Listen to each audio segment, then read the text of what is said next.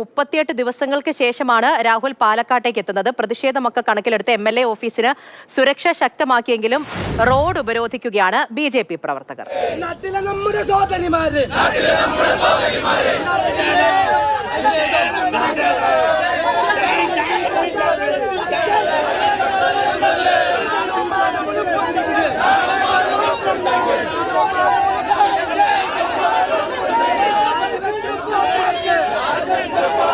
ലിഷോയാണ് ഈ പ്രതിഷേധത്തിന്റെ വിവരങ്ങൾ നൽകുന്നത്.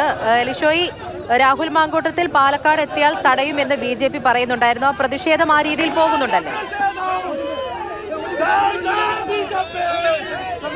തീർച്ചയായും ശക്തമായ പ്രതിഷേധം തന്നെയായിരുന്നു BJPയുടെ ഭാഗത്തു നിന്നും ഉണ്ടായത്. ഇപ്പോൾ പ്രതിഷേധക്കാരെ എല്ലാം തന്നെ ഇവിടെ നിന്ന് അറസ്റ്റ് ചെയ്ത് നീക്കി എങ്കിൽ പോലും ഈ MLA ഓഫീസിന് മുൻപിൽ ആ വഴിയിലൊക്കെ തന്നെ വലിയ തോതിൽ പോലീസ് സന്നാഹം ഇപ്പോഴും ഉണ്ട്. ഇനിയും പ്രതിഷേധങ്ങൾ ഒരുപക്ഷെ ഉണ്ടാകുമോ എന്നുള്ളൊരു ആശങ്കയുണ്ട്.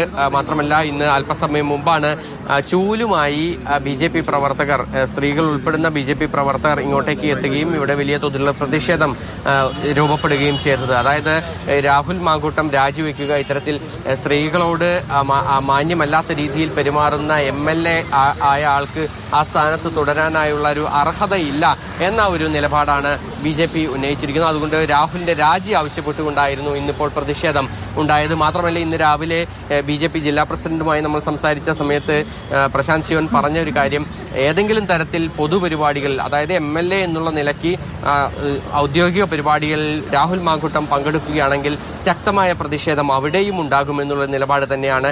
ഇന്ന് അല്പസമയം മുമ്പ് DYFIയുടെ പ്രതിഷേധവും ആരംഭിച്ചിട്ടുണ്ട്. DYFI പ്രവർത്തകർ ഈ പാലക്കാട് കോട്ട മൈതാനത്തിന് പരിസരത്ത് നിന്നും അഞ്ചുവിളക്ക് ഭാഗത്തേക്കാണ് ഈ ഒരു പ്രതിഷേധം നടത്തുന്നത്. എന്തായാലും വലിയ തോതിലുള്ള ഒരു പ്രതിഷേധങ്ങൾ പാലക്കാട് രൂപപ്പെടുകയാണ്. അങ്ങനെ പാലക്കാട് പ്രതിഷേധവുമുണ്ട്. രാഹുൽ മാങ്കൂട്ടത്തിൽ MLA എത്തിയതോടുകൂടി വലിയ പ്രതിഷേധത്തിലേക്ക് BJP പോകുന്നുണ്ടായിരുന്നു. സ്ത്രീകളടക്കമുള്ള പ്രവർത്തകർ ചൂലുമായി എത്തിയൊക്കെ പ്രതിഷേധിച്ചിട്ടുണ്ടായിരുന്നു. അങ്ങനെ പ്രതിഷേധവും മുന്നോട്ട് പോവുകയാണ്.